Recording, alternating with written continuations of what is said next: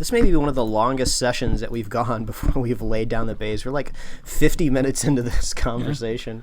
It's not a bird, it's not a plane, it's Superhero Slate. It's a modern podcast where we talk about everything that's great, like movies, TV, superheroes. It's Superhero Slate. Oh yeah. Hello, everyone, and welcome to Superhero Slate, the show where we run down the latest superhero entertainment news. We love TV, movies, and superheroes, so let's talk it all out. My name is Chris Dillard. And my name is Mike Royer. And this week we're discussing the second season of The Boys. Ooh, wrapped up. The Boys. Insert Irish accent that I can't do right Are they here. doing a spinoff called The Girls? No, they're not. They're doing the other one. What is it? The college G-Men. kids. Yeah, Yeah. the G-Men. M.O.D.O.K is designed only for stop motion. Ooh, I can't wait to talk about that one. Yeah, that blew our mind. DC delays their movies. Surprise, Pikachu face is like the most used meme for this show this year. They delayed everything but the one that's coming out this year. Yet. So we'll see how that goes and more. Yeah, a little inside baseball here. Usually Chris and I hop on the mic, before we start recording for a couple minutes to catch up, see how our week's been going. But we've been running long. We've had entire conversations that have spun off into other conversations. So, home ownership, the idea of Dolby Atmos sounds and stuff like that. We were breaking down what we thought the sequel for Hocus Pocus 2 should be. I mean, we probably should have included that in the show.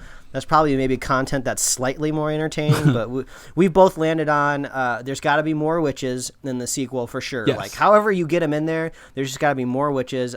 Bring back Doug Jones, who's the zombie. Billy Butcherson. Yeah, you got to bring back Billy Butcherson, and there's got to be a talking animal. We don't really know. I guess we're not really sure how the talking animal should be done. You think they should bring that ghost kid back? Well, right, but maybe he's not an animal, but yeah.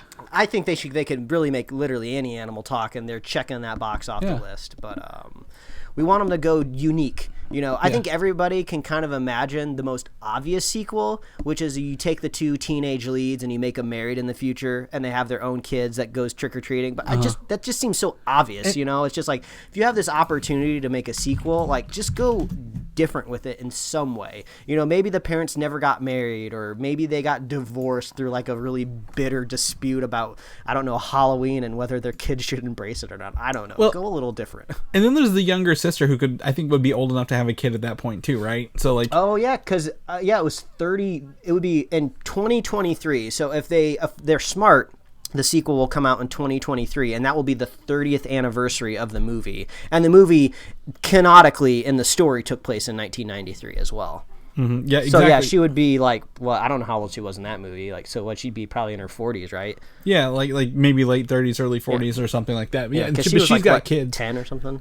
Yeah, she's got kids, and there's cousins involved or something like that, rather than. Some random person. I want it to focus on the bullies. I think it was Jay and Ice might have been their name, but I think they should take a role, and they should be the main characters, like Cobra Kai, looking for some redemption. They're not stealing sneakers anymore; they're giving sneakers to the poor. I don't know. There's something going on there. Yeah, exactly. Or like we said, they're doing good. They're the good guys this time around. They're the good guys. Maybe they're learning to become witches themselves, or I guess it would be. Wizards? Yeah. Sorcerers? Wizards? I don't know.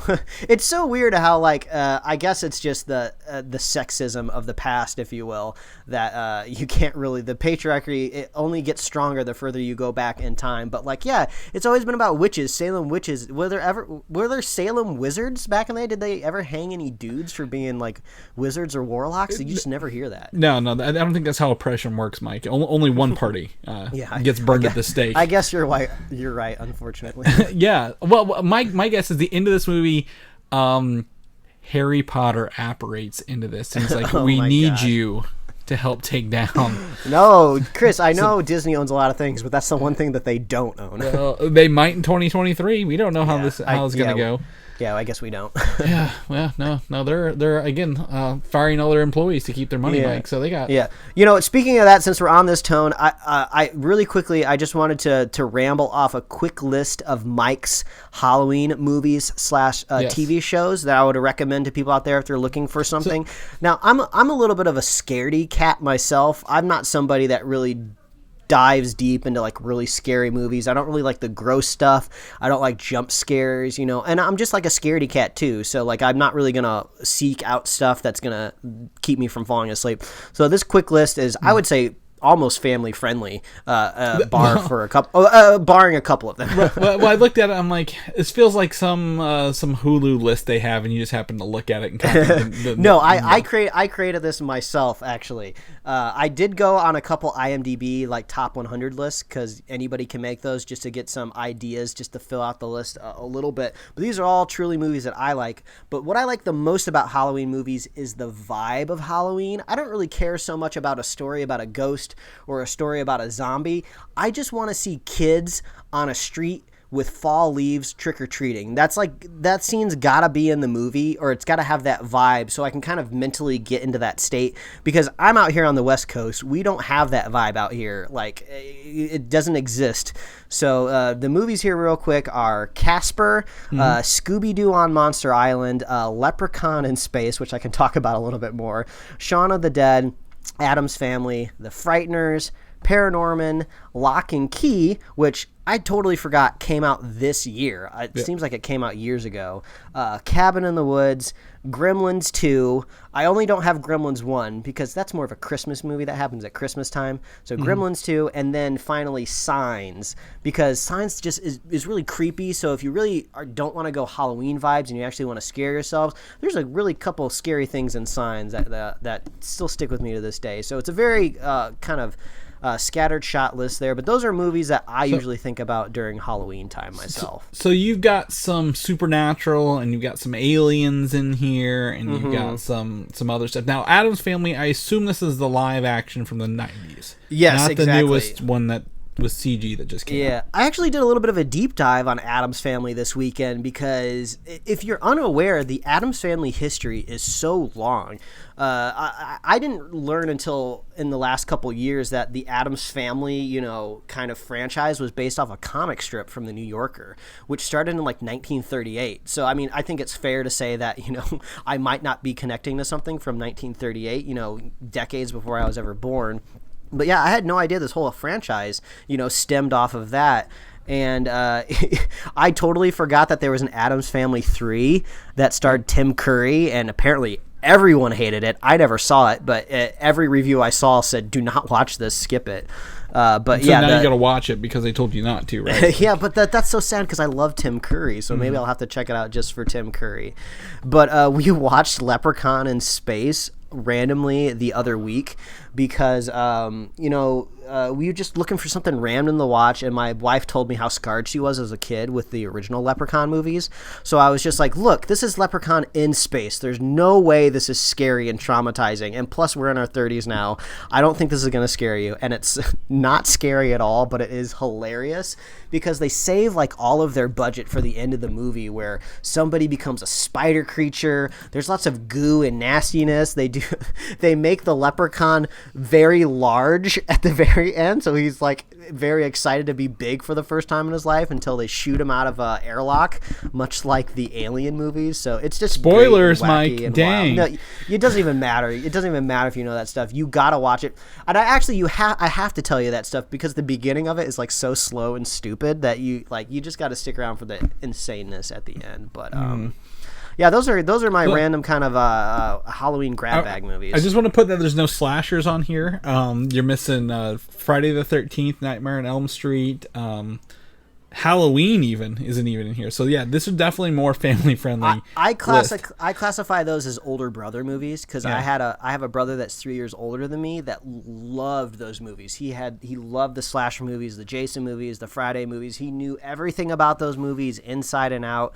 And he had he was a VHS DVD collector. He had all of those in his bedroom growing up. So to me, those are all scary for older brothers. I was like, those are older brother movies. I'm not allowed to watch those movies. They're scary. And I've yet to ever watch any of those classic slasher movies. So yeah, you're not going to find those particularly on my list, Chris. Look, I would also add, again, since we said it, you didn't add Hocus Pocus on here, even though you watched it. Well, I figured that would go without saying. And that's kind of the Halloween family movie, right? And it's an appropriate season to start watching The Nightmare Before Christmas, because that covers essentially October through December. That's I kind of consider that more of a middle of the season movie for me. I like to do Nightmare Before Christmas maybe around like the Thanksgiving time. Like it's more like it's kind of bridging the two holidays for me. See, I can't because there's very few Thanksgiving movies. I just want to point that out there. My favorite one that I watch every year is Planes, Trains, and Automobiles because he's trying to get home for Thanksgiving. Yeah, that's got to be the most iconic one, right? Well, that's the only one I can think of. I think there's a few other, but it's just kind of like they just happen to take place at Thanksgiving. They're not really Thanksgiving movies. Yeah, I think what you're also missing here is Ernest Scared Stupid, Mike. Oh, I did see that pop up on lists every once in a while. It's been a million years since I've seen an Ernest movie, but in Ernest, I did watch them as a kid, and I loved them. And I've never seen it, but have you ever watched Coraline? You know what? I haven't, but Okay. that is a vibe for sure that I think would resonate with my list, and I probably should watch it. Okay. And then the last one I'm going to add to this is because I'm thinking is Wallace and Gromit, The Curse of the Were-Rabbit. Oh, yeah. That would be a good double feature with Paranorman with the stop motion. Yeah. Paranorman's great because that really fits kind of like the fall. Like Halloween is either Pacific Northwest or Northeast. Like you got to get like the cold, like rainy, leaf changing climates to really nail the Halloween vibe, and Paranorman hits that for sure. The Curse of the Were-Rabbit, that's gonna have that kind of full moon kind of leaf changing vibe also. Yep. And the last one before I go is my own personal favorite, not really jump but Beetlejuice with Tim Burton's Beetlejuice with Michael Keaton. I gravitate towards that. We watched Young Frankenstein the other night with my in-laws. I'm not as keen on those because it's just a pun movie, and you know me, I'm a big fan of puns. But Beetlejuice I think definitely holds up if you give it a chance, even today. Yeah, I should check that out. Did you watch the cartoon Beetlejuice? I did watch the cartoon. Yeah. It had an awesome intro. That was like one of those. I don't know if it was technically Disney or I don't know what it aired on, but that's one of those cartoons where they put a lot of money into animating a beautiful intro, and then you actually get to the cartoon, and it just never lives up to those like first 30 seconds that usually some like high end studio in Japan animated. I kind of tie it like the animated looks out to you remember Freakazoid. Like I tie those two together. I think they were on about the same time. So yeah, Halloween season is here. We're in October. We're like what? The spooks season. Yeah, second week of October. Get your candies. Get your Halloween candies while they're good. Yeah. Chris, I should say real quick before we jump into the news, this didn't really fit with the Halloween vibe, but I wanted to bring it up. We finally started watching Orphan Black. Oh, did you? After the casting of Tatiana Maslany? Yeah, exactly. And the cool thing about it was I didn't really know anything about the show besides what you briefly told me on this very show that we're recording right now, where you said there's multiple versions of her, and that's basically all I had of the show. I didn't even know that she was the main character of the show. I thought maybe there was other people in it, so I didn't even know what network it was on. I just went to the Just Watch app and saw that it was on Amazon Prime. So we just sat down and started watching it, and I was just like, oh, the show takes place in Canada. I was like, is this what's happening here? Is this New York? It's like, no, this is across the border. This is over in Canada.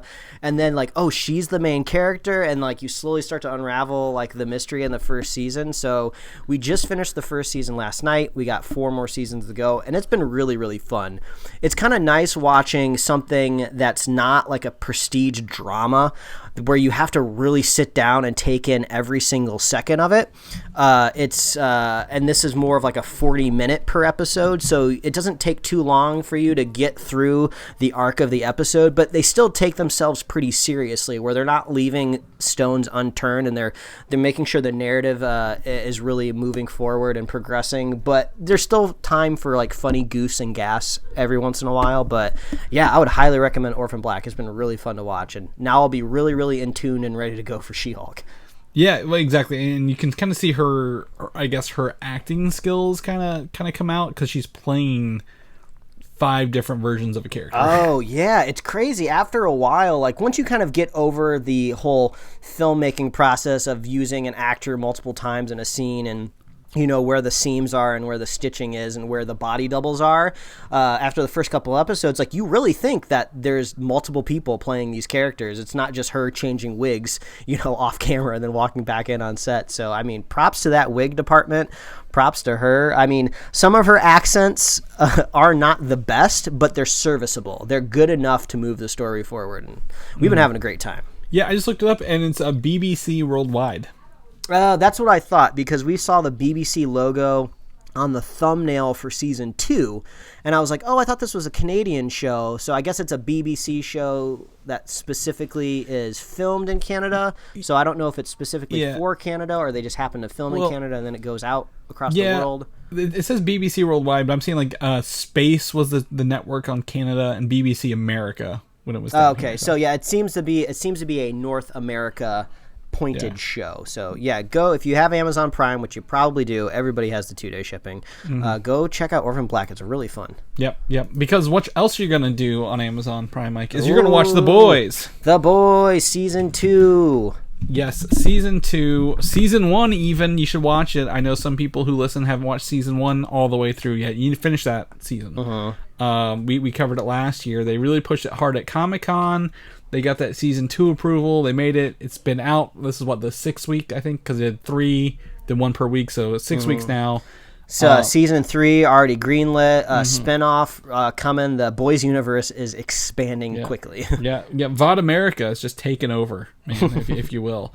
But season 2 just wrapped up this week. The last episode. Again, 8 episodes, pretty easy, digestible. They float anywhere between 70 minutes and 50 minutes, depending on the episode. Yeah, the last episode was, I would say, a solid hour, give or take a couple minutes. So, it's a fun time. I guess it's really weird to review a season 2 of a show without spoilers. So I guess maybe just real quick, we'll kind of give our season 2 impressions, and then check the time codes in the description wherever you're listening to our show, and jump forward if you don't want spoilers. But Chris, spoiler free. What did you think about season 2? Yeah, I think season 2 is just as good as season 1. I think they'd be. I would put them on equal playing fields with each other, Mike. If I was to set them side by side, what I think is the problem with this is that they know they have a season 3 coming. So you're like, it ends on a cliffhanger, if you will, to kind of set that up, and you're like, well, where does it go? I have more questions now than when I started. And that's not its fault. I think it's nothing bad. I just want more. When you get 8 episodes, you want more. But I think in terms of the action and the actors and the story, it is, I would say, very, very much on par with season 1. They were able to maintain the quality and maintain everything without losing anything, I feel, throughout this. And I think it took me a little bit while watching season 2. I'm like, yeah, I have to go back to remember some of the stuff that happened in season 1. Because there's some characters we'll talk about that show up that I'm like, what were they from? Oh, season 1. Okay, I had to go look that up real fast. And then we'll talk some more about the I'm going to call him the Hugh Jackman doppelganger in this, because he was almost on par with that. I had to look it up several times, but I think overall pretty good. Pretty good time, Mike. So just forewarning, I watched all of it this week. Mike has been watching it. You binge. I was a week by weeker. Yeah, so we took this week to watch 2 at a time. Then yesterday I think we did maybe 4, because we had some stuff come up throughout the week where we weren't able to sit down and watch 2 in a row. So we watched all of them. So we kind of binged it over a week rather than just one day. But Mike's been on the fence week by week. But it was so refreshing to have new content out in the world. Yes, so that's maybe my thoughts are tinted by that, but I that's where I sit, Mike. What about yourself? Where are you at? Where did the boys? Are you gonna call up the boys? Or are you gonna leave them out? For me on The Boys season 2, it started out a little rough for me. It seems like the direction of what the characters were really trying to achieve in the first couple episodes was a little mixed. The great thing about season 1, it really starts off, it hits the ground running, and we know exactly what the characters want and what they're trying to achieve, and then they run into all these speed bumps along the way and they adapt to it. And I feel like it takes us a little while to kind of get season 2 going, which you're going to feel a lot more, like you said, when you watch it week by week. But it did finally kind of sink its cleats into it, And probably about halfway through, I really started to connect to all the craziness that's happening. But as I told you the other day, Chris, in the text messages, I think what I really connect to on this show at a real visceral level, by every sense of the word, is the gore. Because it's very off the wall and like crazy. And I guess that's the American in me coming out, where you just want to see violence on television because it's fun and playful. And it's shocking. And I thought it was hilarious that they know that's what the audience wants, because if you at the beginning of every episode, they give you a previously on. And in the last episode, no spoilers here, but in the last episode, the previously on is just a montage of all of the gore that happened in season 2. And it's just like, it's crazy. Like there's a particular gory moment that I'll talk about in spoilers that just left me going like, for like minutes. And I thought I was still thinking about it like a week later. So like, that's the very essence of what the show is for me. It's just a fun time. So as long as they're giving me the fun, I'm having a good time. There's like a couple like story moments that I felt kind of off, but like I said, they recovered towards the end, and I was having a good time. I liked the bare knuckle fight that they kind of had towards the end of the season. So overall, I think season 1 was a little bit more effective for me, but I'm still all in on the boys. Looking forward to season 3. Curious what's going to happen in the spinoff. So I'm still in the camp for the boys. I absolutely love Carl Urban still. We stand Carl Urban here at the podcast. So yeah, season 3, bring it on. I'm just hoping we don't have to wait a year for it. Or even more, since the pandemic's probably slowing everything down. Yeah, and I think they were filming this, and I think everything hit. They finished up, and I could tell by the end of the show where they were like making some concessions. They were like, we're like filming very minimally here in very secluded locations. But that doesn't hurt. I think this is, again, you tell me what you think, Mike, in terms of like Umbrella Academy season 1 to 2, this is like the same thing.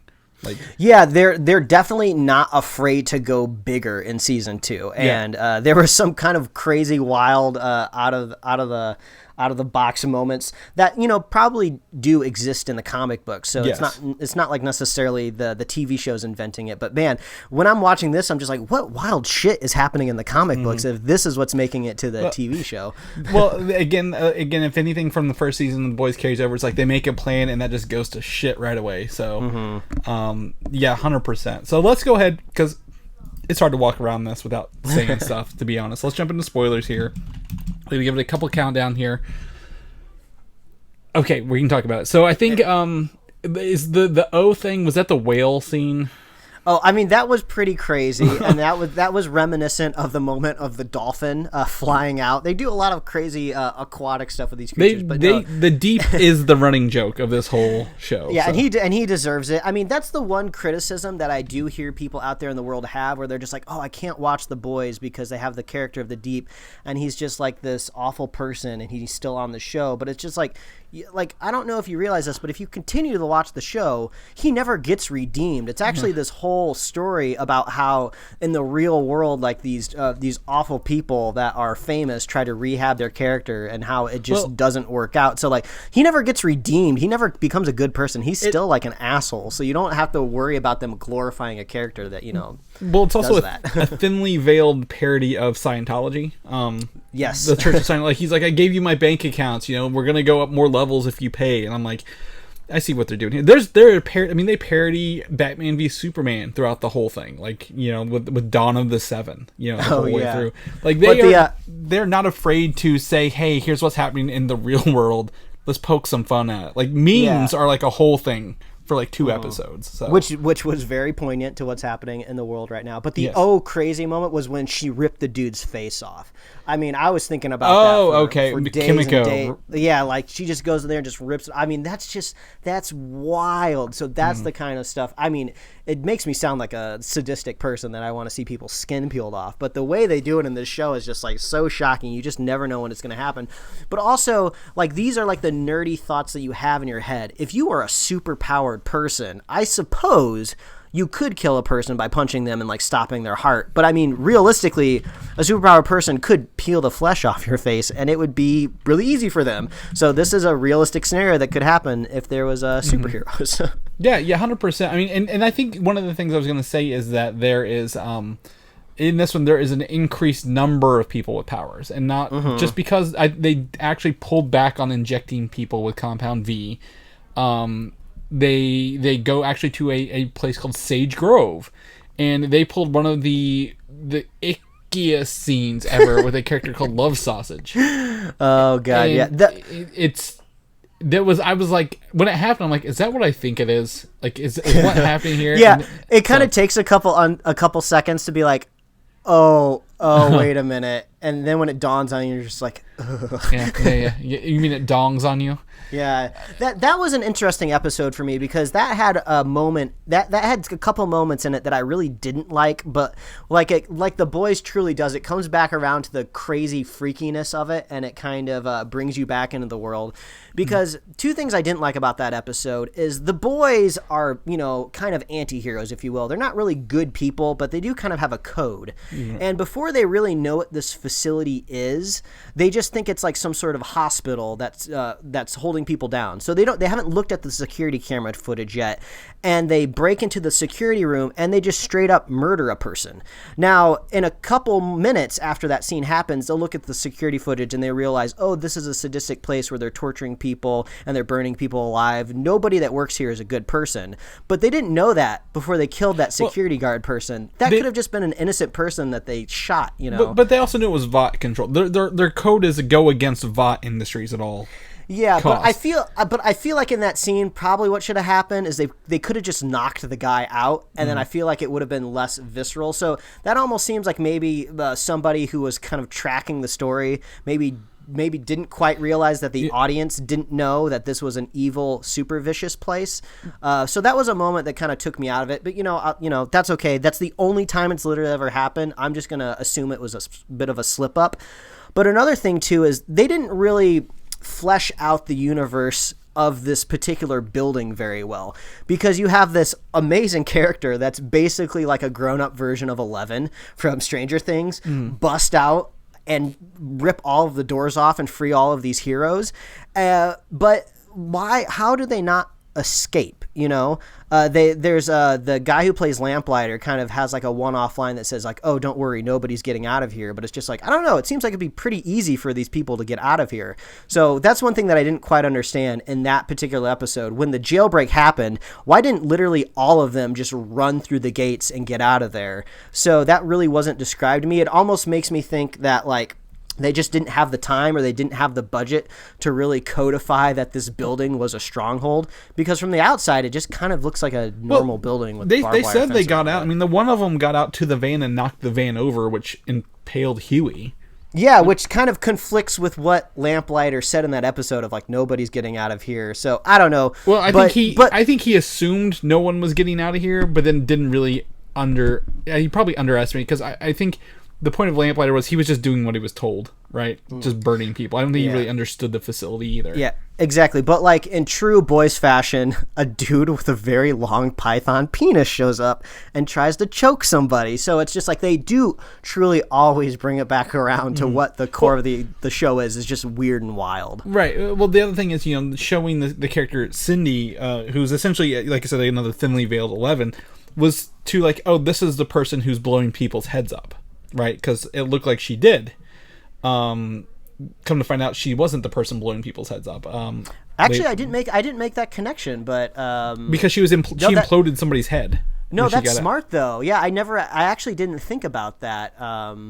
That she could have possibly been doing that, but the heads were exploding, which is like the giveaway kind of thing. Yeah. But I think also one of the other things is the thinly veiled thing of current American politics is someone's a Nazi in this, and I love literal Nazi. Yeah, I love how they said that. This person just isn't just a white supremacist; they are a literal Nazi. There's pictures of them dining with Hitler at a table, which made the brawling beatdown in the last episode so satisfying. Just watching her get her ass kicked by 3 people, it's like that's what you wanted, because she was just so grating the entire season in an effective way. You wanted to hate her, and just watching her get her ass handed to her was just so satisfying. Exactly. And I think there was one thing I don't know how. So there's one phrase that comes to mind this whole thing. Every episode had something called what I call status quo, Mike. who has the information and who's in control. It would go back and forth literally every episode, right? It's like A-Train versus Starlight with the Compound V versus, well, essentially Compound V. And then it was like, okay, well, we have this footage against Homelander at the end. How does that stop Homelander at the end? Like, how does it just go back to normal at the end of the season is like my biggest complaint, right? Like, yeah, I guess they probably could have beefed up Homelander's like true goal a little bit more, because it does get a little bit lost with the relationship that he has like with his son and some of this other stuff going on. But yeah, what really makes Homelander tick is his fans. Like, he wants to be beloved by the masses. That's what really, really drives him.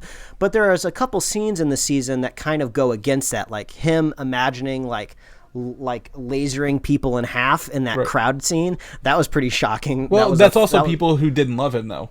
Yeah, exactly. So it's just kind of like it does get a little confusing, but yeah, at the end of the day, Homelander just wants everyone around him to love him, which was conflicting a little bit with this love that he was kind of growing with his son. Yeah. So so maybe they'll bump that up a little bit more in season 3, make it a little bit more apparent. Well, because the whole season's set up to tear down the Seven, right, and to like either out Homelander as a bad guy or like really get rid of what we saw, draining the swamp with the Seven, pretty much, whatever, pulling the weeds. And none of that happened. At the end, it looked like it was all back to square one with them holding some information against Homelander at the end of it. And I'm like, this is not the ending I wanted to see, but I also think they're going to pull a surprise. I think Stormfront isn't dead. I think they're going to hold her, and we're going to see like a mutilated version next. Well, yeah. Well, they say in the press conference at the very end that she's being held in a secure location, and there's a line that says that Black Noir is still alive as well. He's like in like intensive care. So that is one thing too that like I wish that like when these heroes like die, we get like more of a definitive answer in the scene if they're dead or not. Because like I thought it was actually pretty funny that Black Noir, this mysterious guy, could be taken down by a walnut, and Maeve specifically kicked that EpiPen away from him. And as far as I'm aware, if you have a severe nut allergy and you don't get to your EpiPen, you die. So like I was just kind of thinking that like, oh yeah, this is kind of like the theory of like, can you kill a superhero that's like, regenerates by drowning them, right? Isn't that like in like one of those M. Night Shyamalan superhero movies? They're like, oh yeah, their biggest weakness is like drowning, so you can kill someone very powerful in a very innocuous way. So the fact that Black Noir was still alive after that, I was just like, well, maybe we could have, not had the bait and switch, because it wasn't that interesting of a bait and switch, really. Yeah, well, I think the idea is yeah, he's going to be damaged for a while, but like, I don't think his allergy would straight up kill him. But they did not say Stormfront was alive. They said that Stormfront was dead. They said, what's her face? Starlight was alive and held captive. Yeah, but they do specifically say that Stormfront is being held in a secure location. Now, they didn't say if necessarily her corpse was there or not, but they did seem to kind of hint that her character would not be dead, because it seems like you would have shown her dying in that field and not just reciting like German with limbs torn off. No, they didn't. Since I just watched it last night, I know they didn't say that because what's-his-face, Eric Kripke, had to come out and say, no, she's still alive. Like, they didn't even allude to her being alive in the episode. Well, you know what? We can go back and check the tape, but we just won't do it right now. That's fine.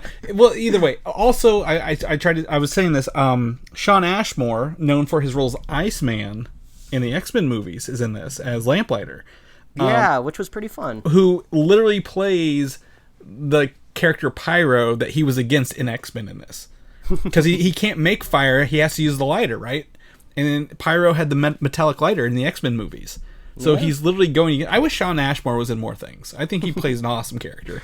I knew once they revealed who Lamplighter was, I was like, oh, he's going to be in this for a couple episodes at least, because you're not going to do this type of casting and then kill him off right away. So I knew he was not going to die in that facility episode. Like, he's going to stick around for a little bit. But then he totally just straight up burned himself. At that tower. Very boys fashion to just like, we're just going to have him burn himself alive. That seems on point. Yeah, and then Huey had to steal his hand. That was hilarious. Yeah, so I think the what's the other thing, the character, I can't think of her name, the red-haired character who was in Jessica Jones, who took over Madeline. Oh spot. yeah, like the corporate Yeah. like manager that's pulling her hair out. Yeah, now she's pulling her hair out. I wish we had more of the guy who's played by Giancarlo Esposito.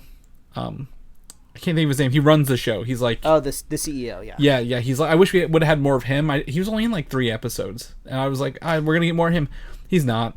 Yeah, that seems to be his shtick. That seems to be his career choice. Like, he wants to be in stuff, but he doesn't want to stick around for long. Whenever I see him cast in something, I'm just like, oh, he's just here to add a little extra gravitas. He's not going to be around very long, or he's only going to pop up every once in a while. Because I'm feeling that's what it's going to be like in Mandalorian season 2. He's just gonna pop up like maybe in like 2 episodes. Dude. But if that's his prerogative, he's allowed to do that because he was awesome in Breaking Bad. Yeah, but I think that says a lot about these characters. They're in it for a little bit, and they're gone or they're dead. I'm like, God, I wish we had more of them, which I think speaks to like, hey, that's not bad, right? You're not glad to see him go, but also at the same time, no one is literally safe at any given time. So I think it was a pretty fun run there, and I think once you find out Stormfront isn't going against Homelander, she's just trying to get her once her Nazi side comes out full force, the show really is like, okay, this is the end game now for that. Yeah, we're gonna they really Vader her up at the very end. They take limbs off of her. She's burnt alive. It looks like she just fell in the lava from the low ground. So I think her coming back as like a Vader-esque robot would be very brutal and very cool. Yeah. And then I forgot this, but Butcher's wife was actually in The Flash. She played Patty Spivot in the Flash episode, like seasons 2 and 3. Mm-hmm. I forgot that. I was like, oh, she looks familiar. Oh, she was in The Flash. But yeah, Butcher's wife's dead now officially. Mm-hmm. Maybe they'll bring her back. I don't know. They like to do that. I mean, I suppose anything could come back in this world. I mean, our Kimiko character has healing powers, so the capacity to heal people is... Man, I just totally forgot that there was that one pervy dude that would pay people to chop his limbs off. I mean, that is the essence of the Boys universe. It's just, you can just tell that these grown adult nerds just sit down on the writer's table and just like, what is all the craziest shit you've always thought about when you're reading comic books? Well, what about Doppelganger? Like, oh god, yeah. I mean, every episode has something crazy in it. Yeah, that. 2 of he was in 2 episodes. It was just so fucking weird, man. Oh, it's great. I mean, as long as they keep doing that kind of stuff, I'll keep sticking around. And then the guy who threw up acid on his own face. Oh yeah, they lingered on that a little longer than I thought they would. I was like, oh, they're gonna. I mean, this could honestly be the review for every Boys season. Is like, let's just talk about the fuck up shit that happened. Yeah, there's probably some YouTube video with all these clips. Yeah. Like, sorry for all the language, but I mean, like, how do you not use explicit terminology when you're talking about the Boys? Wow. It is an R-rated. Yeah, this is an R-rated show if you were to put it anywhere. So like, you don't want to show this to your kids unless you're comfortable with them in that stuff anyway, because they say the language just as much as anything else there. But yeah, I think it's fine. Season 3, hopefully we don't have to. I mean, hopefully they can keep it year after year after year without making those COVID filming concessions. So. Crossing our fingers for 2021 Boys season 3. Yep. All right, we'll swap over. Amazon is not stopping with their superhero adaptations, and they are finally we get to see their animated show Invincible, the adaptation of Robert Kirkman's comic book. They finally put a trailer out this week, and the animation looks just like the comic book. If you've seen Invincible anywhere before on the shelves, you would know, hey, this looks just like him. And Robert Kirkman's known for The Walking Dead and other stuff as well. But and the whole story is that the teenager Mark Grayson find out he's essentially an invincible superhero. He's like an alien race. And Stephen Yeun, is that how you pronounce that? Yeun? From Yeun from Walking Dead voices Mark Grayson, the Invincible. And J.K. Simmons is his dad, Omni-Man. So, I mean, that's all you see so far, but I mean, I think it was pretty good. I mean, this is totally my first foray into this character and this universe. Speaking for the animation quality, it looks pretty good. It seems to be on par with maybe some of the Warner Brothers DC animated kind of comic book stuff that they've been doing recently, which I would say fits pretty good for a series. I wasn't expecting it to be mature. Like, there's blood. There's a dude that's eye that pops out of his head, and we see lots of viscera that goes around. So I thought this was going to be maybe young adult friendly, but they're definitely not going that direction. So it's interesting to see some adult animation that's not straight up comedy based. This isn't like a Rick and Morty or a Solar Opposites or something like that. So it'll be interesting to see how they kind of do like a more serious storyline like that.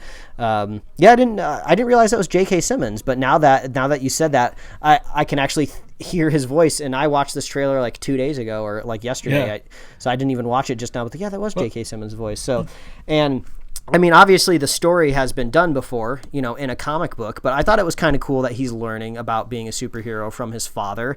It seems like most of our superhero origins are a character stumbling across it on their own, trying to figure it out without a mentor. So it's kind of cool that he gets to learn it from his dad. I mean, somebody out there right now could be yelling at me like, no, it's not, it doesn't go as well as you think it's going to go. Like his dad's a bad guy or something like that. But his dad, I'll check this out. Well, his dad, I mean, they say in the description is Omni-Man, the world's most powerful superhero. I think this would be essentially, Superman training his son, but in this world, but like a lot more gruesome, if you will. It is a very much again, Robert Kirkman Walking Dead, so that gruesomeness does carry over to this.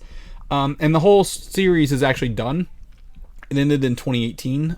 So I think 15 years. It ran 15 years or something like that. So you can actually go pick up all the books and read it all and go. So I mean, knowing it's animated, I'm gonna assume it's pretty close to the actual comic, right? Because they can make it look pretty good, and it looks like the comic book. So I assume it's gonna be more along those lines. But I think this looks fun, and hopefully. When it comes out, I'll definitely be catching it. I think Invincible looks good, and they'll probably do like maybe the first volume or something. So, because there's so many episodes, I don't think you do. I mean, how many books was it, Mike? Do you know off the top of your head? As if I would know a comic book I've never read before. Issues, but, 144. Yeah, they got plenty of material to work from. Yeah, they got plenty. They do not have to rush this at all. So, check that out. The New Mutants, which we have yet to watch, but we'll do a review when we do, Mike, is releasing on digital and Blu-ray on November 17th. Finally, put the clocks, get them ticking. Let's synchronize our watches, Chris. We'll finally be able to do a Marvel proper spoiler cast here soon. Yep, so it's not going to streaming, it's going to digital purchase, so that'll be about a month, 5 weeks away, and they've got deleted scenes and featurettes and all this other fun stuff, but there is a noticeable lacking director's commentary on this, which you think would be easy to add, right, to in this time, but they have I think he does a long interview with the creator of the New Mutants. I forget his name, so that's on there. So yeah, I mean, if you're waiting to check it out like we are, it's coming up right around the corner. Yeah, I mean, that's a pretty short theatrical run, right? I mean, this dropped, I'm trying to remember now, was it September when it came out, or was it August? So it ran for 3 months. Actually, maybe that is relatively close to a normal theatrical run, maybe a little bit shorter than normal if it's coming out digital in November. So yeah, it's actually kind of crazy how they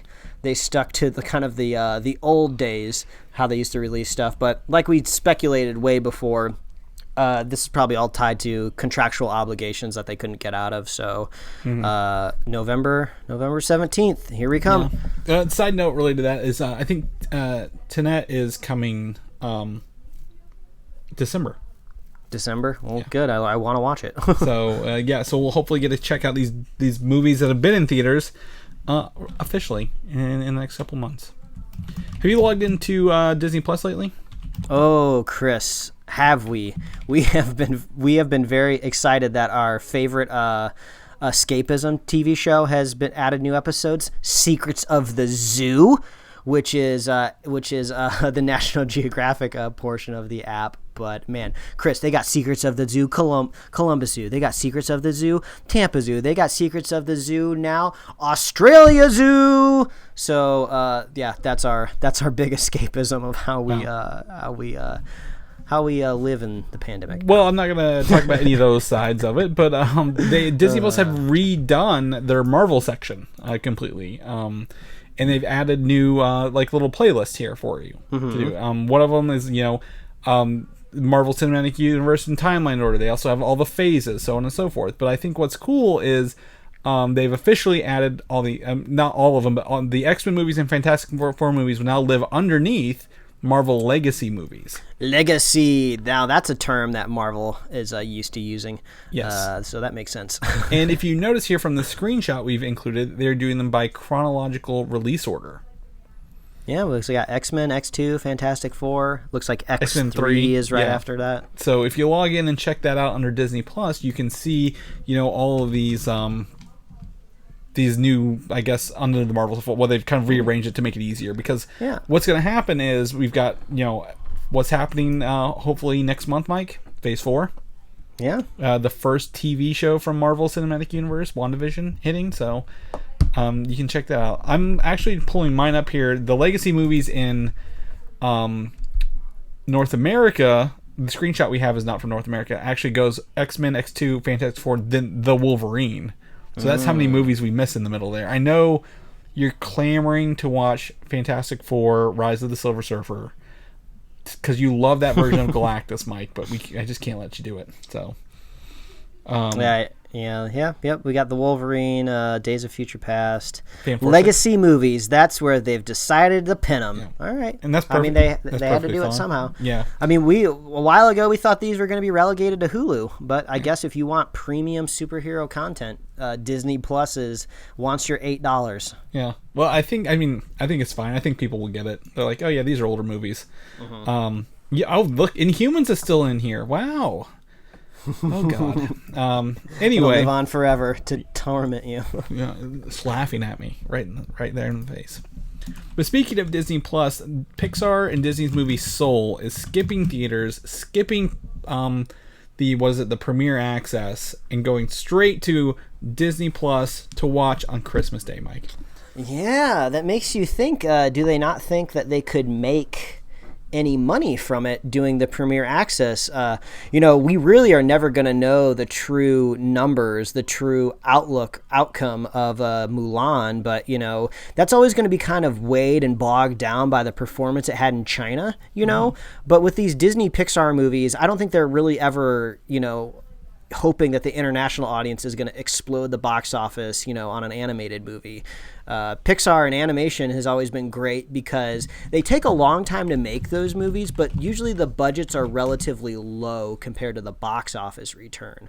So maybe they're thinking, oh, if we just release this for free on Disney Plus, maybe we'll make another big push at the end of the year to get subscribers, right? I mean, we're having WandaVision, Mando season 2. We're gonna have a brand new Pixar movie landing, kind of like how Onward did at the very beginning of the year. I mean, they're just going to tell everybody, if you don't have Disney Plus yet, what are you doing? You got to get it now. So that kind of makes me think what the strategy there is. Yeah. Well, also, I mean, I'm just looking at, I pulled up Disney or Pixar box office, if you will. And again, Onward is a horrible example because it came out literally the week before everything closed down. Yeah, they were doing triage with that movie, basically. Yeah, it's the last movie I think I saw in theaters. And if you're not an established franchise from the early 2000s or 90s, you're not going to make as much money. I'm going to compare this very closely to Inside Out, because they even specifically mentioned in the trailer from the guys of Inside Out. And it made, I think Inside Out made a hefty million. I just don't think Soul is something that a lot of people were going to flock to, right? Like, is this something you think you would have saw in theaters if everything was normal? Yeah, well, it's funny. Like, I always love the Pixar movies, but I never usually go opening weekend. It usually takes me a couple weeks to get to them, and I usually enjoy them when I get a chance, except for The Good Dinosaur. That's the only one that I've seen that I've never really liked. But that seems like a Disney Plus. It makes sense that that's where it goes. Yeah, I don't think everyone's like, oh, Mulan did, but I'm like, I don't think this would fights in the same arena as Mulan would, right? Like, it's Pixar movies for kids. Yeah, I mean they're both movies, so they're both fruits, but it's apples and oranges, right? Yeah, exactly. Oh, my notes here are messing up, Mike. I don't know what you're doing here. But we're gonna switch gears. We're gonna talk what we talked about a lot about last week: Spider-Man 3. Ooh, it's a big point of contention out there in the universe, or the multiverse, if you will. Yeah, exactly. I mean, so here's the thing. What we have this week confirms what we've been given months ago that we could not talk about on the show, out of respect. But it just confirms Doctor Strange will be in this movie. And every headline I'm seeing is mentor, mentor, mentor. He's Right. going to be the mentor for Peter Parker. Yes, and we had Tony Stark in Spider-Man 1, Nick Fury in Far From Home, and Doctor Strange in Spider-Man 3. Now, while we think Spider-Man can probably do it on his own, he's still a kid, right? Still a teenager in New York, now wanted for the murder of Mysterio, if you will. Doctor Strange and Peter Parker, they had a really good banter in Infinity War. I really enjoyed their scene, so that doesn't really bother me at the end of the day. It's a contentious relationship for sure, right? Like, if you try to envision Doctor Strange in his origin movie before he got his powers, he was kind of a douchebag. I don't think he should have really been mentoring anybody. So I'm looking forward to that relationship. I got to imagine it's not going to be very nurturing at the beginning. So maybe this will be more of a chance for Doctor Strange to learn how to be a dude that's just not obsessed with magic and maybe cares about people and not just time stones. So that'll be curious. I mean, the huge question looming over everyone is this multiverse? Is this a Spider-Verse, if you will? It's not, is this a should or will, Yeah, and the thing is, I think everyone's like Spider-Verse. I'm like, yes, it could be, but none of this technically confirms a Spider-Verse, if that means anything. Like Jamie Foxx was like, yes, I'm going to be Electro, and we talked about last week. He can be Max Dillon, but he could be like this universe's version of Max Dillon, who got Electro powers another way, right? And becomes a different looking person with a different motive. And while I believe the Sinister Six will be involved in this movie, and I use the phrase "believe" strongly, if you understand what I'm saying here, I think we're going to get cameos of Tobey Maguire and Andrew Garfield, not confirmed Spider-Man appearances from them. Yeah, you're saying as actors they will be reprising their faces on the screen. Yes, or if they cannot do that, there's an opportunity here, and I believe I said it last week, Doctor Strange can, he doesn't have the time stone, but he can look into other dimensions, right? Because he goes to them in his training. Well, he's like, well, here's the Spider-Man of this universe, and they use archive footage of Tobey Maguire, or they use archive footage of Andrew Garfield to show, hey, Peter, this is, if you would have went down a different path, this is what it could have been. Yeah, I feel like in my heart of hearts, either you put them in the movie or you don't put them in the movie, right? Just you can have them cameo a la Stan Lee as a bus driver, or they're actually Spider-Man and they're in the movie. Like, I wouldn't want to see like an archival footage situation. I think the way maybe to thread the needle is, you're in that third act fight scene, everybody's like, you have your hero down to his like last wits. He's covered in blood, like the Spider-Man suit always gets at the end of the movie. It's all ripped and torn. They're going for their Hail Mary, and the Hail Mary is Doctor Strange just randomly opening up a dimension and summoning like a couple Spider-Men, right? So it doesn't last long. It doesn't really intertwine with the overall plot of the story, but bam, he opens up the multiverse. We get Tobey Maguire and Andrew Garfield as Spider-Man in for a couple seconds. There's an awesome fight scene where all three of them are working in tandem. I don't know, like to punch Green Goblin in the face or whatever heroes they need them to punch. That is over with.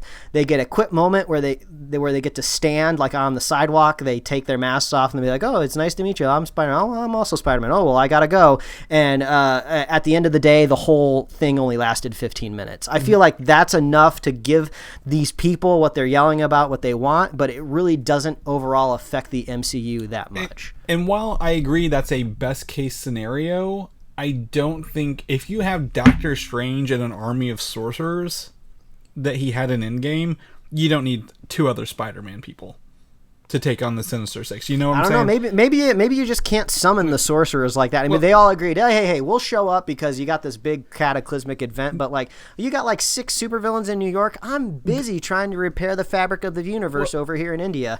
I'm not coming over to New York to help your spider friend, Then the other thing is, the only time Thanos ever looked scared in both of his movies, in Infinity War and Endgame, one was Doctor Strange, when he clamped his hand down, and the other one was Scarlet Witch when she was like she had him like about to tear him apart.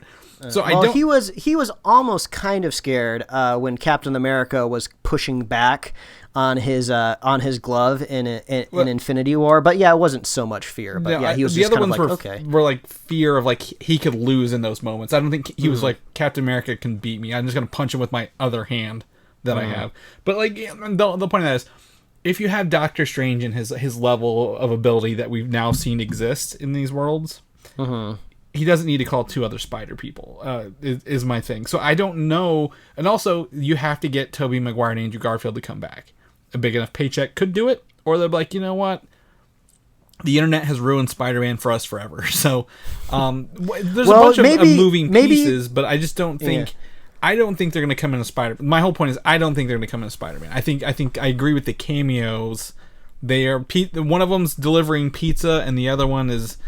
taking photos. I don't know. Yeah, I mean, I would be okay with that as well. Just hopefully all of this overhypeness right now kind of gets corrected, because you don't want a bunch of people going up to the movie thinking they're about to get all these Spider-Men and then they don't. So, hopefully somebody in charge will like lay down the law and say like, no, it's not going to be like that. Well, you're also guessing that that's people guessing without seeing the trailer. The only reason I think we're hearing these other big name actors right now is because they're currently filming in New York, and if Benedict Cumberbatch is on set with Spider-Man, they didn't want to release that via set photos. They'd rather be like, yeah, a trailer will set a status quo, and we'll write a couple things. But you know what? One thing that could be funny, if you're worried about Doctor Strange, like you're saying, kind of being overpowered for a Sinister Six, like we said before, sorcerers are pretty busy. Maybe Doctor Strange needs to run off and fix something in a different dimension, and then like Spider-Man just like raids his sanctum and is just like, what does this do? What does this do? What does this do? And accidentally opens up another dimension.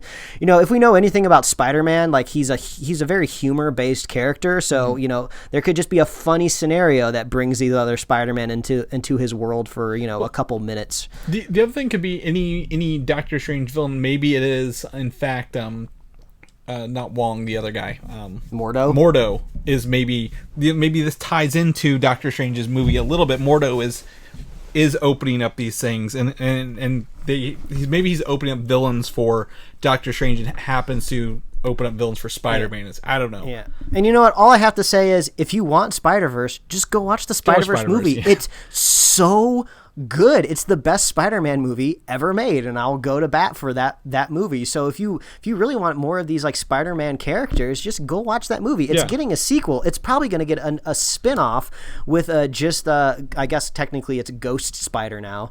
It's not really Spider-Gwen canonically, but you're going to be getting more of that. So I don't think live action has to go there, to be effective.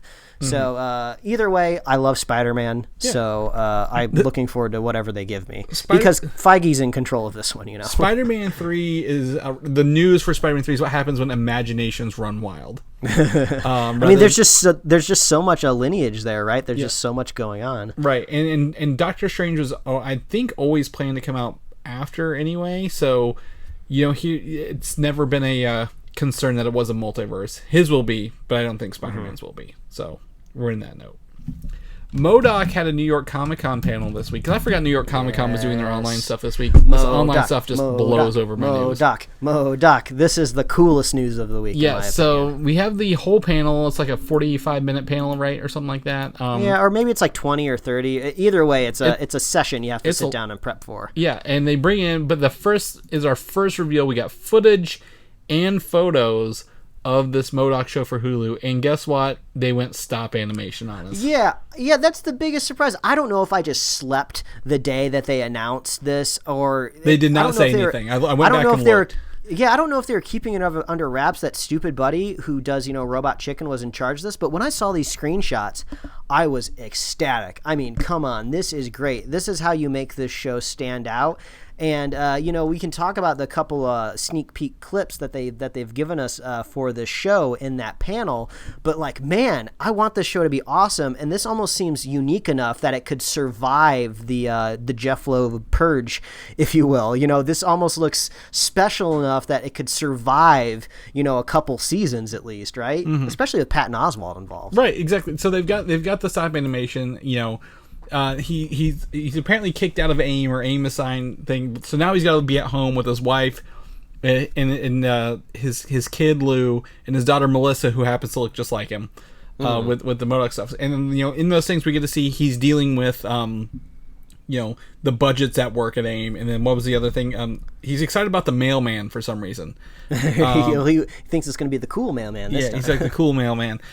So just dealing with like everyday stuff, being goofy, and his like obsession with AIM, and making it work is going to be, I think, a play to this. And I think this is it looks fun. It looks definitely unique, like way outside the line. And I expect there's I saw some screenshots of the adaptoids that will be in this, and I could see any other Marvel characters making a cameo and it not affecting anything at large. So, it looks fun. It looks, when I saw it, I didn't think Robot Chicken. I thought the PJs.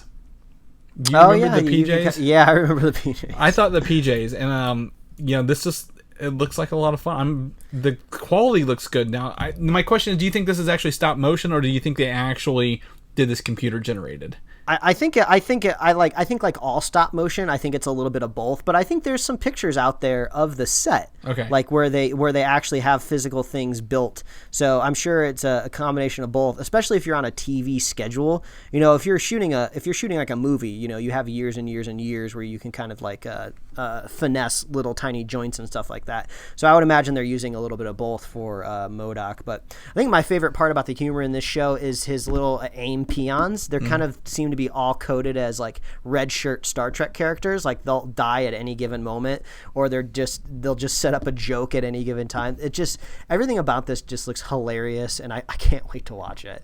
And I didn't watch much of the New York Comic-Con panel because I just scrubbed through looking for the footage, but like Patton Oswalt, of course, is a geek through and through. Like he loves this stuff. And there was a moment in the panel where he was talking about the tier list of like superhero characters, like, oh yeah, this character isn't B-list, isn't C-list, this character is like D and F-list. And he wasn't talking about M.O.D.O.K, he was just talking about another character that appears on the show. So I mean, like Patton Oswalt is in on this. I mean, he keeps tweeting about how much he loves it, and I'm sure actors, they always tweet about the project that they like, but this seems to be pretty unique for him. He seems to really, really, really, really love this property. So, like we said, this was a Jeff Loeb property that, it was greenlit by Jeff Loeb, but I don't think he's had a hand in it since it came out. Yeah, not anymore because he's not with Marvel anymore. But this was announced alongside of 3 other shows. 2 of those already got canned, so I'm hoping this one goes the distance. Well, three of them have been canned, I believe, right? I thought that one of them was still sticking around. I thought it was the Hit Monkey show. Maybe. Because I would not be surprised if they announced, like, they shadow announced that, like, hey, yeah, this is done. I suppose it's a possibility. Hit Monkey, it was Hit Monkey, and then there was the was it Dazzler or something? Tigra and Dazzler, or was it the is it the Howard the Duck show? I think Howard the Duck might be the only one left. It's so hard to keep up with all this stuff. Do it. No, Howard the Duck and Tigra and Dazzler were scrapped. So Hit Monkey is the other one that's left, which makes sense because they don't care about that guy at all. They can make anything they want with it. But I'm excited what they look like. This will hit Hulu next year sometime. So. Good to see some reveal and some animation and kind of give us a little faith in that show a little bit. That it could be different because it's still been in production.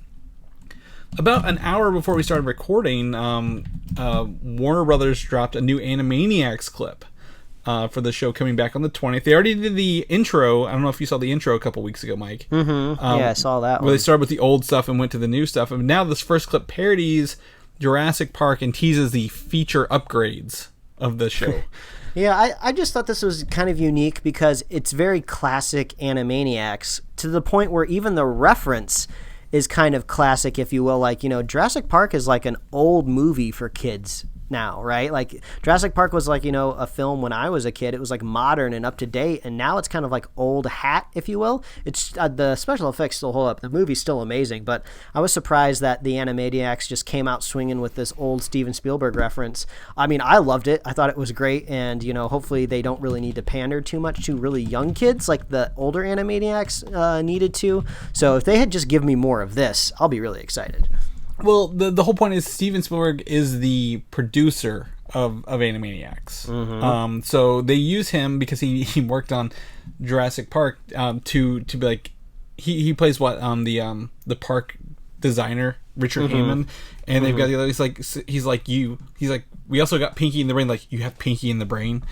Like, you have Pinky in the Brain? They have Pinky in the Brain. Yeah, like, it's so perfectly timed out, and talking about the features, like, it's widescreen and the crisp animated lines, right? Like, they talk about vector lines. Yeah. And I like how all of the other random characters who weren't in this original Jurassic Park scene show up. So, like, the lawyer even pops up for a second that says, we're going to make a fortune with this show. And it's just like, you weren't in that scene originally. He is. He's in the car. He's in the Jeep in Jurassic Park. Yep, because he's talking to them whenever, like, the doctors fall over. It's like, yeah, we're gonna make $1 million. Oh, I thought it was just Hammond and the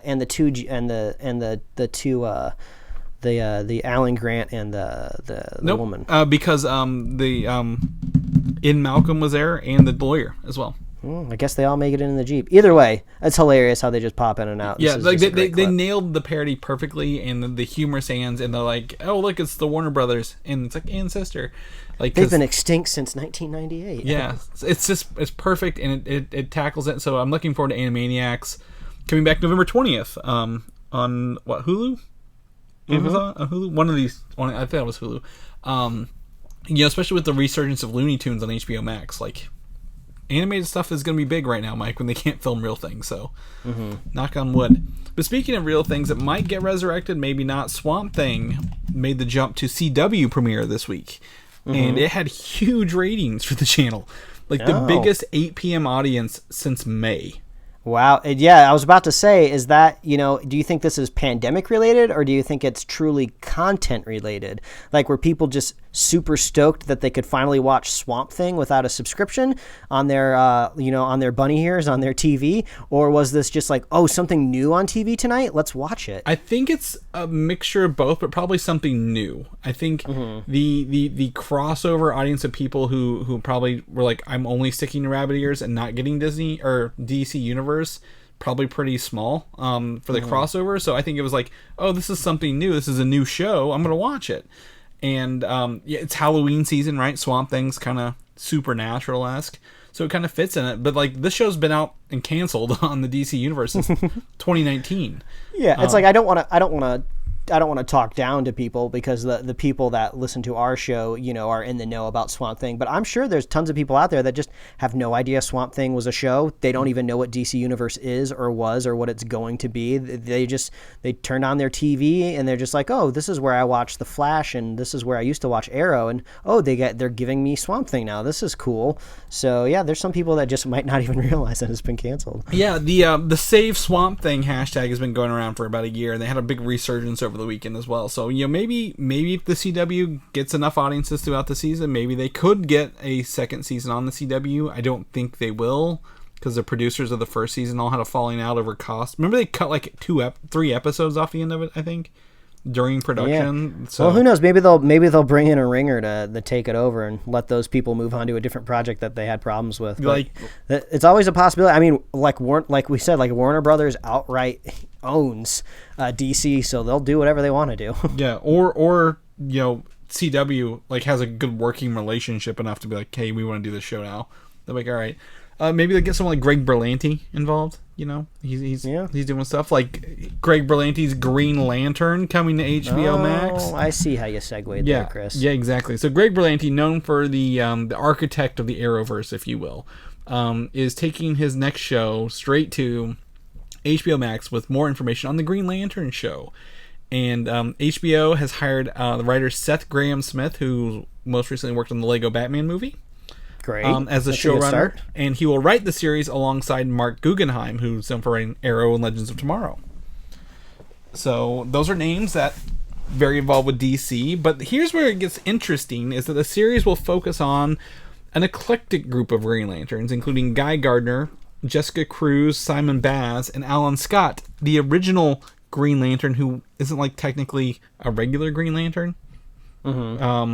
And then they'll have the like other characters like Kilowog and Sinestro in it as well. You tossed out the idea of it being an anthology style show because of the variety of characters. I don't think it will be, because because Guy Gardner, Jessica Cruz, Simon Baz all can exist at the same time. Alan Scott existed on a different universe. He was like the Earth 2 version of Green Lantern. Do you think... I think they want to tie this into the movie. So do you think that it would still be an anthology if they want to tie it into the movie or not? Well, I mean, it really could be. I mean, because what have we seen HBO Max greenlighting? They're greenlighting all of these shows that spin off of their movie properties. You know, you got the Gotham show, you got the Catwoman show, you got the Suicide Squad TV show with Peacemaker that's coming out. So it seems like they want them to connect to their big screen properties. And since we have all of these kind of, I guess you could say, lesser lanterns or less well-known lanterns, you know, it could be a kind of maybe a type of anthology. Maybe each episode focuses on a specific lantern, and then maybe there's a narrative that somehow brings them all the way back around to maybe the last couple episodes. But if you say that there's possibly going to be cameos with maybe some of these bigger lanterns. Oh, I'm not saying that at all.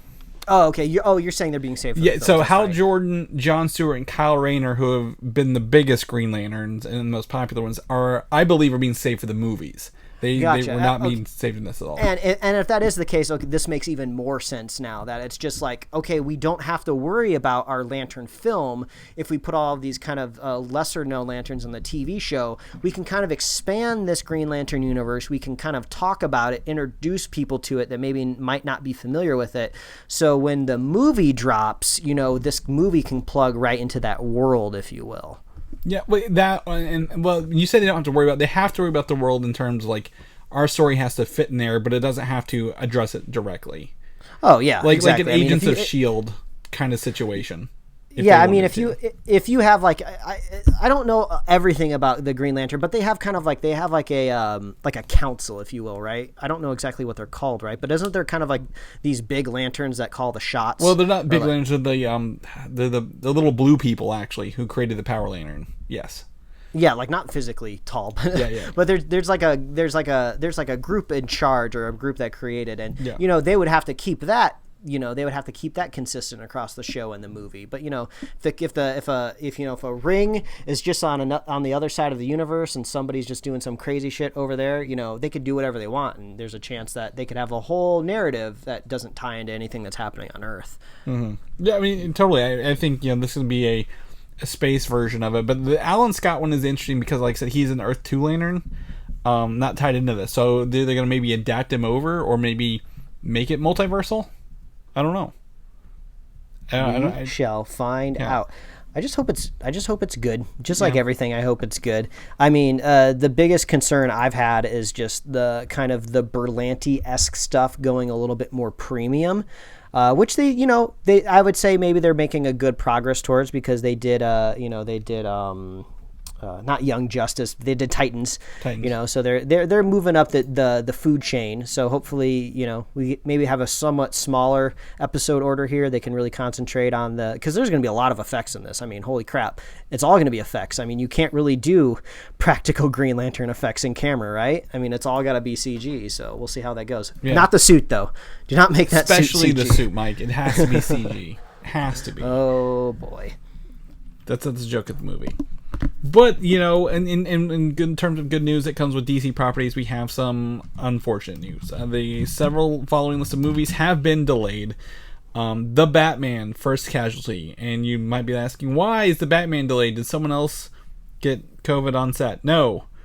Dune was delayed from December to October 1st. Told you, man. They didn't put that date specifically in that trailer. Yeah. It was always a floating date. I don't care what they say. Yeah, no, I mean, I totally agree. I just didn't think it would take the Batman date. That's 10 months back. You know, that's a huge push. And then I get, like, Black Widow's been pushed back a whole year by now. But that's a whole year back. So the Batman had to move back to March 4th of 2022. So that'll be back a little bit. I'm actually a little bit surprised that Dune moved to October of all months, right? I mean, Dune originally slated for December, a huge premium month for big box office movies. I mean, think Star Wars, or I think even Avatar either currently or at one point in time existed on a December release date, right? So big movies come out in December, and Dune seemed like a very big movie.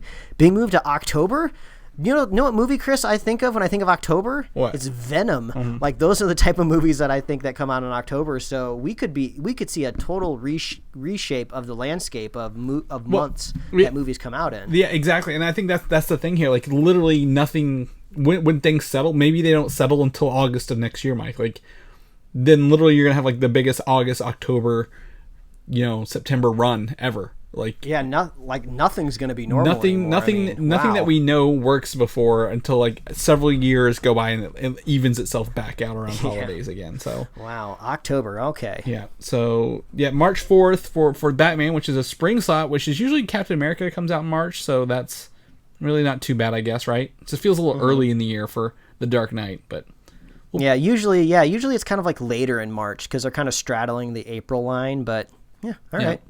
Shazam 2 Fury of the Gods has been pushed back almost a whole year to June 2nd, 2023. It's a sliding scale. Like you just got to move everything over in the Excel spreadsheet, to the next column, right? And is it because it's connected to Batman? No. I think they just have to adjust their productions, teams, and schedules because I think there's a lot of overlap with these. But the bad news with that is Black Adam completely removed off the schedule for everything. The Rock, his own movie, ties into Shazam, just totally wiped off the face of this. Yeah, let's hope that's not overall bad news. I mean, he seemed to be pretty stoked when Fandom came around and he was talking about the film. So hopefully it's, nothing's rocky there. After this, I heard there's still casting some of the characters. I just don't think they have a time to film it with the Rock schedule. Gotcha. So I think he's a busy dude. Yeah, like when can we film? When's he doing his next California's breaking off into the ocean movie? Let's film around that and his next Fast spinoff. So. Lastly, The Flash was moved back a few months to November of 2022. I had to be totally honest. I have just not even remembered when these films were supposed to come out. I used to have a vague idea in my head before the pandemic hit of when these movies were going to be coming out. If they were a year or two out, I could kind of maybe pinpoint the month or at least the time of the year. But now I have forgotten everything. Like when you say The Flash is now moving to November 4th, I don't even remember when it was going to come out beforehand. So it's just all a big jumble in my head. Well, thankfully, we have a website on superheroslate.com called Upcoming Releases where I update these whenever something hits. Yes, extremely helpful. So you can go look at the extremely jam-packed 2021 and moving jam-packed 2022 movie calendar list coming up. I've been doing a little thing. The most recent updates are now highlighted in red. So you can easily look at, hey, is this a new date or was this always here? So just look, you'll see red, and that'll be the new date for that. So you can check out all these dates and see that we are scheduled out for quite a ways. I also noticed that Aquaman 2 is now ahead of Shazam by half a year. So we'll see if the Aquaman 2 gets pushed back. Yeah, wow. So. Yeah, remember back in the day when we thought Aquaman was a million years away? Yep, exactly. So who knows what this is going to hold, but we're going to keep updating it as we kind of go through. And so we'll keep you updated and check that out on superheroslate.com and click Upcoming Releases. Now, the other thing is with The Flash is they're currently pursuing Gal Gadot, who plays Wonder Woman, to be in the film in a small supporting role. She seems to be the lasting standard face of the DC universe, right? So yep, she is the pillar of quality right now over at DC and consistency. So I don't see that being a problem if she's in a small role at all. So good for her. But that also puts me into Wonder Woman 84, the only movie that did not get delayed yet. We will see. Yes, they're holding tight to that December 25th date that Dune originally had. I think it was close to Dune. So if they're going to put movies in the theaters that people aren't going to, Wonder Woman, I think it's going to get delayed. There's no way. Rumors are some analysts were like, okay, February is now open because the Eternals was delayed, or June because Jurassic World was delayed. Yeah, there was a rumor that floated around last week from what was it, Big Giant Robot, whatever news outlet that was, that this could possibly come out digital. We haven't really heard any more. We haven't really heard anything else about that. I've heard denials. Yeah, Patty Jenkins is like no. I think there's some contract deal with her where she gets some of the revenue from the theaters. and they're not going to let her. She's not going to let him do it. Yeah, they would have to pay her out, because they would have to at least pay her what the first movie made. They would have to go off of those numbers at least. So yeah, that would be a big payday for her just to get this movie out digitally. But who's to say? I mean, we don't really know exactly if Tenet is going the way that they thought it would, and another Warner Brothers property. Do they think Wonder Woman's going to do the same thing? At the end of the day, you have to become like an immunologist and track viruses to figure out when's a good time for a movie to come out, right? Because I mean, we all thought December was going to be when things were back to normal and we could go back to the movies, but I mean, there's still no vaccine, and we don't really know what to do. People still wearing their masks around their chin, making little chin diapers. I mean, nothing has changed from March to December, so I just don't understand how a big box office movie could make a big box office return in the current environment that it is right now. Yeah, I've heard, Tenet is doing great overseas, but not in North America. So they're like, oh, okay, probably not a good time to release it here. But you never know. You never know what they can do with it. We'll keep our eyes open and see. I think this is gonna this has got to hit theaters to make money. Like, they have too many. They have The Mandalorian and Wonder Woman and Kristen Wiig. They have all these big names in it. Like, why would you not put it in theaters, right? Like, so hopefully you do it at a smart time. And I think Regal is closing all its cinemas for the rest of the year. Yeah, you know what? I was about to say I'm glad I'm not a big Hollywood movie executive that has to make these decisions, but I should never say that, because a big Hollywood movie executive is super filthy rich, and he could just quit his job and go live in I guess I should say, or she could quit a job and go live in a cabin and never want for the rest of their life. So yeah, don't feel bad for movie executives. They're rich. They're way richer than you and me. Yeah, I don't. They've had it too easy for too long. So just put it on digital, man. Make new contracts where you can hit the digital faster. The new norm. And lastly, Resident Evil, the reboot, is getting some casting here. I think this is a Netflix show, right? Yeah, I believe so. Yeah, Netflix. So Sony, Sony's big screen reboot cast. So this is actually a movie one. So they're doing a big screen reboot. Yeah, I thought Netflix was the one that was handling all this stuff. Well, it says Sony's big screen reboot. I copied it right from the news channel, so that's why I was like, I thought it was Netflix as well. But Sony's doing a movie thing. They've got some names I know, some names I don't know. I'm going to go through the ones I know. Hannah John Kamen, who was Ghost in Ant-Man and the Wasp, will be Jill Valentine. Okay. Robbie Amell, who was in some of he was Red Arrow. No, that was Colton. That was Colton Haynes. No, Robbie Amell. He was in something. No, he was Firestorm. He was the original Firestorm. He was the Yep. You're right. So I knew he was in one of those shows. Yeah, I was like, man, this is his Arrows as Chris Redfield, Tom Hopper, who plays number 1 in the Umbrella Academy, will be Albert Wesker, the villain. The Netflix show is the Wesker Daughters. That's what it was.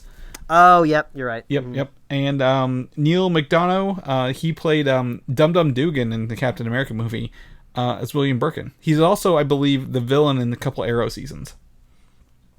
Yeah, I mean, I guess there's probably not too many people that are precious with the current Resident Evil franchise, because it's just basically action movies, right? I mean, I've only ever seen the first one, but I've seen the posters and the trailers. The first one, I think, is the most horror based. Yeah, and it's kind of cool because they use a little bit of stop motion, I believe, for some of the creature effects in it as well. So I always remember that, like in the last act in the movie, that you get kind of some of that cool gory stop motion stuff. Yeah. But yeah, then when it spreads and it becomes like a big sprawling action franchise. Yeah, because that's got the well, it's not the Hive, is it? Because I think that's what they call them in the Avengers game. It's the underground facility that they're all trapped in and trying to get out of, and then Mila Jovovich doesn't have her memory of why she's there, and afterwards it gets weird. But like the first one, I think, is probably the best one. But like that was what 2002 maybe. But they're looking for a faithful adaptation of the game, directed by Johannes Roberts, who did 47 Meters Down. Set in 1998 in Raccoon City, Mike. So if you like the video game, this sounds like it's up your alley, because I think the other one ended the series, so like they're completely done with the other franchise. The other 7 or 8 movies they did. They went on that team. Paul W.S. Anderson, right? I think, and his wife Mila Jovovich went on to do Monster Hunter next. So we're gonna see how that goes. But yeah, I think this is fine, right? They've had a dozen games. The crazy thing about Resident Evil that I feel like maybe a lot of people don't know who don't keep up with the franchise of the story is the video games themselves are all very like horror grounded base for maybe about the first half of the game. Then once you get to the second half of the majority of these games, it gets weird and it gets sci-fi and it gets all over the place. I mean, they bring in like rail guns and these big super science fiction like labs and stuff like that. Like it only stays like grounded like zombie like Day of the Dead for a little bit, and then it kind of goes off the rails at the end of the video game because they want like some sort of big bombastic like final boss fight. You know, it's not like just trying to like get out of the house for running away from like a zombie. It even kind of goes that way in Resident Evil 7, which is one of the newer Resident Evil games that went back to its roots of being scary. I mean, that game also ends with like this big bombastic like military action scene of like helicopters and stuff like that. So the government's always involved in Resident Evil games, whether you know it or not at the beginning. Yeah, so the finales are always very much suited for the big screen. So, a faithful adaptation, I think, is wanted. I think people want that. Yeah, they want the zombies. They want the zombie stuff, man. That's all. That's all Resident Evil boils down to until it gets weird, and then it's like you got some sort of like creepy worm controlling you or something like that. But Resident Evil, Sony big screen reboot cast for the movie. Maybe they'll use this guy Tom Hopper for the show as like a young version of him. Maybe tie it together. I don't know. We'll see. I don't know why you wouldn't. I don't know why you wouldn't at this point, but whatever. Yeah. Anyway, well, that's our news for this week, Mike. We have been here. I'm going to look at our Skype call here and see how long we've been talking. 2 hours and 44 minutes, Mike. We did it. Hey, catching up. Yep. Friends. I know. Friendship. Yeah, the SpongeBob meme with the rainbow. Yeah, exactly. We've only been on the recording for 2 hours, so that's pretty good. We're killing it. So, people want to know what you're up to, what you're doing this week, how you're spending your spooky season. Where can they find you at? Spooky. Well, you can find me at Mike Royer Design on Instagram and Twitter, and you can read my webcomics at pickledcomics.com. Chris, if people want to catch up with you, probably see you touting your brand new fancy ass sound system that'll be coming up in the mail soon. Where can they find you? Well, you can see my technological advances as I build out my theater for my brand new console even more. On Twitter, Valdan, VALDAN, or Instagram, Valdan87. Or you can over to Comic UI if people want to know more about the show and where they can see us and how they can help us by possibly leaving a review. Where can they do that at? Oh, all you got to do is visit superheroslate.com. Like Chris said earlier, how do you keep track of all these release dates? All you have to do is visit superheroslate.com, and we got an awesome upcoming releases page. It's just, I love it because it's like a simple list. It's just all text-based. There's no like random images or pops up. There's no pop-up that's going to ask you to subscribe to our newsletter. It's just great. It's simple. There's no ads. Yeah. It's just a resource. It's great. I love it. I need it, and I go to it all the time. So superheroslate.com. You can find us on Apple Podcasts. Well, we also put the date on when we update that, so you know when we update it and if it's the most recent one. Oh, yeah. You'll Google it, and sometimes you'll come across somebody's article that's like months old, and she's like, you are so far behind. You are not keeping up with the times. Yeah. But you can find us on Apple Podcasts, YouTube, Spotify. I guess a lot of people are listening over on Podcast Addict. Mm-hmm. We were looking at some of our analytics. So I guess if you're an Android user, that's a really popular app. So I hope you're enjoying us over on Podcast Addict. And I want to say, if you do listen to us on Spotify normally, we did take our old feed down and uploaded a new one. So you may have to re-follow us on Spotify because we made some improvements and some enhancements, if you will. So you can actually see the thumbnail image of what episode you're listening to as you listen to it. Yeah, so hopefully we didn't lose too many of you over there. Oh, both of them. Yeah, but we love our fans, so you can like us on Facebook, follow us on Twitter and Instagram, and you can get swag at superheroslate.com/store.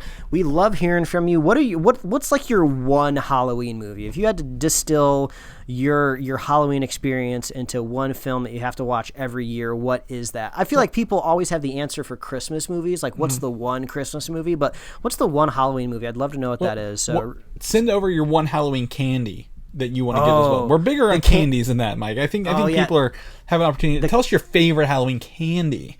The candy movie combo. That's it right there. What's your favorite candy? What's your favorite movie? What's the Halloween experience that you desire? So please reach out. We love hearing from you. And we love our super fans. If you want to be a super fan of Superhero Slate, all you got to do is share the show with a friend. Share the show with a buddy.